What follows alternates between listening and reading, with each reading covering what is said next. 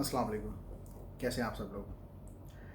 आज जिस टॉपिक पे मैं बात करना चाह रहा हूँ ये हमारे माशरे में एक बुराई की तरह और एक वायरस की तरह शामिल हो चुका है इस वक्त, और ख़ास करके पाकिस्तान के अंदर तो ये बहुत ज़्यादा ये इंडस्ट्री या ये काम जो है वो ट्रेंड कर रहा है।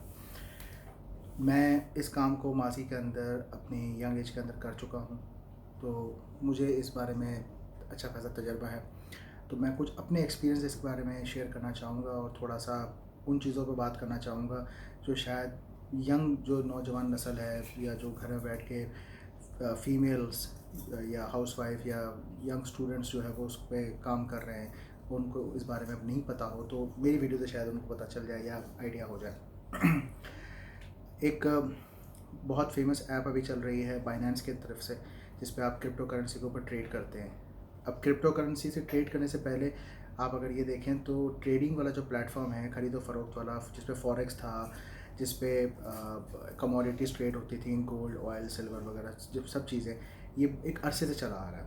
मुशर्रफ के दौर के अंदर ये बिज़नेस जो है वो लीगलाइज हुआ हमारे पाकिस्तान के अंदर, और आज जो है वो एक बूम की तरफ ये इंडस्ट्री जा रही है और यूथ इसके पीछे और हर एज का तबका जो है वो इसके ऊपर लगा हुआ है कि यार शॉर्टकट के अंदर मोबाइल पे बैठे बैठे आप पैसे कमा लें। अगर कोई जॉब रोज़गार भी अच्छा लगा हुआ था तो वो जॉब छोड़ के अपने घर के पैसे इस पे लगा चुका है, सोना बेच के, घर बेच के, बाइक, मोटरसाइकिल, गाड़ी बेच के, तो इस ऐप के ऊपर पैसे लगाए जा रहे हैं। और भी इस तरह की बहुत सारी ऐप्स हैं। तो सबसे पहले तो ये समझ लें कि इस बिज़नेस के अंदर रिसर्च बहुत ज़्यादा इम्पॉर्टेंट है। आपको अगर आप बाइनेंस पे काम कर रहे हैं, क्रिप्टो करेंसी पे काम कर रहे हैं, तो आपको उस कॉइन की रिसर्च होना बहुत ज़रूरी है कि वो कॉइन कितने पे ट्रेड कर रहा है, ब्लूमबर्ग क्या न्यूज़ दे रहा है, याहू फाइनेंस क्या न्यूज़ दे रहा है, या दूसरे जो है फाइनेंस ट्रेडिंग प्लेटफॉर्म्स जो हैं वो उसके ऊपर क्या न्यूज़ शाया कर रहे हैं, वो कॉइन का फ्यूचर क्या है और वो ट्रेड कहाँ करेगा। पिछले दिनों जैसा आपने सब देखा होगा कि बिटकॉइन बहुत तेज़ी से गिर गया, उसके पीछे भी एक वजह थी, और जब वो ऊपर गया तो उसके पीछे भी एक वजह थी। ये सब न्यूज़ बेस्ड होता है। आर्टिफिशियल बबल क्रिएट किया जाता है, ठीक है, वर्चुअल करेंसी है, इस पे कोई मतलब जो है वो सॉलिड्स फैक्ट्स मौजूद नहीं हैं। टेस्ला ने कह दिया कि बिटकॉइन से आप अपनी टेस्ला गाड़ी खरीद सकते हैं, तो एलॉन मस्क के कहने के ऊपर बिटकॉइन ऊपर निकल गया। उसने जब कह दिया कि एनर्जी का जो है वेस्ट है बिटकॉइन को माइन करना और इससे आपको नहीं दी जा सकती टेस्ला, तो वो बिटकॉइन गिर गया और अभी मज़ीद गिरता चला जाएगा आने वाला कल दिनों के अंदर। तो ये सिर्फ़ और सिर्फ एक सट्टा चल रहा है। इसके पीछे सारी के सारी रिसर्च इस तरह से है, जो कि मैं बहुत टाइम से इस चीज़ को फॉलो कर रहा हूँ। मैं पहले बता दूँ कि मैं इस इंडस्ट्री से बिलोंग नहीं करता, मैं ये काम नहीं करता। मेरे नज़दीक ये काम जो है वो एक अलग लेवल का काम है, तो मैं इसको पसंद नहीं करता, मैं इसमें जाने वाला आदमी भी नहीं हूँ। मगर मैं इस चीज़ को समझाना चाह रहा हूँ कि आप अपने ड्यू डिलिजेंस के हिसाब से इसको देखें कि आपको ये करना चाहिए नहीं करना चाहिए। फेसबुक अपनी एक करेंसी लेके आ रहा है, उस करेंसी को उसने टेस्ट के तौर पे इंडिया के अंदर लॉन्च भी किया, ठीक है। अब जितना ज़्यादा बिटकॉइन नीचे गिरेगा, फेसबुक मार्केट कैप्चर करेगा। इससे पहले फॉरेक्स मार्केट के अंदर भी ट्रेड हुआ है। अगर जो इस लोग इंडस्ट्री से हैं या इस लाइन को फॉलो करते हैं, थोड़ा सा उन्होंने अगर माजी में अगर वो जाके अपने आप को रिवाइंड करके सोचें इस बात को, तो जब यूरो जोन के अंदर एक मसला चल रहा था कि यूनान को यानी साइप्रस को जो है वो यूरो जोन से निकाला जा रहा था और जर्मनी को जो है वो पावर दी जा रही थी, तो उस वक़्त यूरो भी बहुत तेज़ी से गिर रहा था, जिसके ऊपर ब्रेक्सिट का एक बहुत बड़ा डिसीजन आया और उसके ऊपर वो वहाँ की अदालतों ने उस पर फैसला किया कि हाँ, ब्रेक्सिट जो कह रही है वो ठीक कह रही है और उसके लॉ के मुताबिक जो है वो अब हर चीज़ चल रही है, ठीक है। तो बहुत सारी चीज़ें फंडामेंटल्स पे मार्केट रिसर्च के ऊपर बेस्ड होती हैं, और उस पर यूरो देखें आप माजी के अंदर बहुत बुरी तरीके से गिरा। इस तरीके से ओपेक के ऊपर भी सेंक्शंस लगे हैं, तो ऑयल की कीमतें जो है वो बहुत ज़्यादा बढ़ी हैं या गिरी हैं। तो ये है, इसमें रिस्क बहुत ज़्यादा है, इसमें 99.9% रिस्क है।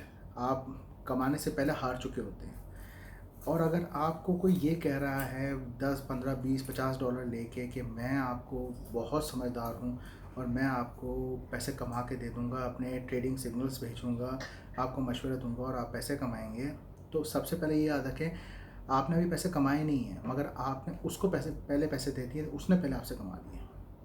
अब वो अच्छा सिग्नल दे आपको या बुरा सिग्नल दे, वो तो कमा गया। चाहे वो $10 लिया हुआ है या $20 लिया हुआ है, $50 लिया हुआ है, उसने पैसे कमा लिए।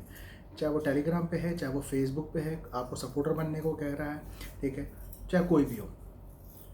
तो मैं ये नहीं कहता कि उसके खिलाफ चले जाएं। आपको समझ में आता है, आपको फ़ायदा दे रहा है, ठीक है। हाँ, जहाँ तक सीखने का मामला है, ठीक है, तो मैं पर्सनल मेरी ये सोच है, मेरा बिलीव ये है कि आप जो पर्सनल लर्निंग करते हैं वो बेस्ट लर्निंग होती है। मैंने इसकी कोई क्लासेस नहीं ली, किसी को पैसे नहीं दिए, मैंने खुद ही सीखा, खुद ही मार्केट को एनालाइज़ किया। मैंने दुबई में बैठ के भी काम किया इंडेक्स के ऊपर, ठीक है, किसी के बिना हेल्प के, और खुद सीखे हुए। पाकिस्तान के अंदर भी मैंने काम किया। पाकिस्तान में बहुत बड़ी कंपनी है हार्वेस्ट, जो बहुत सारे लोगों को करोड़पति थे, ठीक है, और उनको आज रोड पे ले आई है।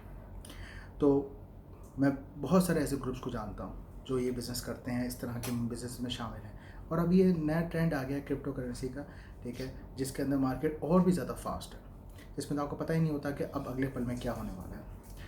तो अगर आपका बहुत मेहनत का कमाया हुआ पैसा है और आपको फजूल में उसको ज़ाया नहीं करना, और आपको अगर वो ज़ाया हो जाए और आपको उसके ज़ाया होने से बहुत तकलीफ़ होगी और आपके पास वही एक असासा है, तो इस चीज़ पे ना लगाएं उसको। ये आपका पैसा डूब जाएगा, ये वेस्ट हो जाएगा। और अगर आपको फिर भी इसमें लगता है कि आप इसमें कुछ बड़ा कर जाएंगे, तो मैं आपको सजेस्ट ये करूँगा कि किसी के ट्रेडिंग सिग्नल्स पे चलने से बेहतर है आप अपनी रिसर्च खुद करें, मार्केट को फॉलो करें, मार्केट को स्ट्रेटजी को फॉलो करें, न्यूज़ पढ़ें, न्यूज़ देखें, फंडामेंटल्स देखें, कंपनी की ग्रोथ देखें, कॉइन की ग्रोथ देखें, सही है, वॉल्यूम चेक करें, उसका मार्केट कैप चेक करें। उसके बाद आपको समझ में आएगा कि मुझे इसके ऊपर इन्वेस्टमेंट करनी चाहिए और नहीं करनी चाहिए। और करें भी तो आपका अगर मिसाल का ₹100 है तो सिर्फ ₹1 का इन्वेस्टमेंट करें, ताकि आपके पास वो ₹1 खोने का इतना दर्द ना हो, इतना दुख ना हो। वो आपको ₹1 बहुत कुछ सिखाएगा। और आखिरी बात, एक दिन के अंदर आप करोड़पति नहीं बन सकते। शॉर्टकट के ऊपर ना चलें, शॉर्टकट पे बिलीव ना रखें। इस लाइन के अंदर जो आपको ये कह रहा है कि एक दिन में तो इतने हज़ार कमा लेगा, इतने लाख कमा लेगा, इतना वॉल्यूम लगा ले, ठीक है, ये सट्टा हो जाएगा एक तरीके से, और ये लालच ख़त्म नहीं होगी, भूख ख़त्म नहीं होगी। तो अपने नफ्स को काबू में रखें, ये चीज़ से परहेज़ करें। और अगर फिर भी इसमें कूदना है, आपका पैसा, आपकी मर्ज़ी है, मगर अपनी रिसर्च के साथ जाएं, अपने ड्यू डिलिजेंस के साथ जाएं, क्योंकि ये एक ऐसा कुआं है जो मतलब आपको वापस निकलने के लिए मौका नहीं देगा, और आपका पैसा घुसता चला जाएगा, और आपको फिर लत लग जाएगी कि मैं और डालूँ उसमें, और डालूँ और डालूँ।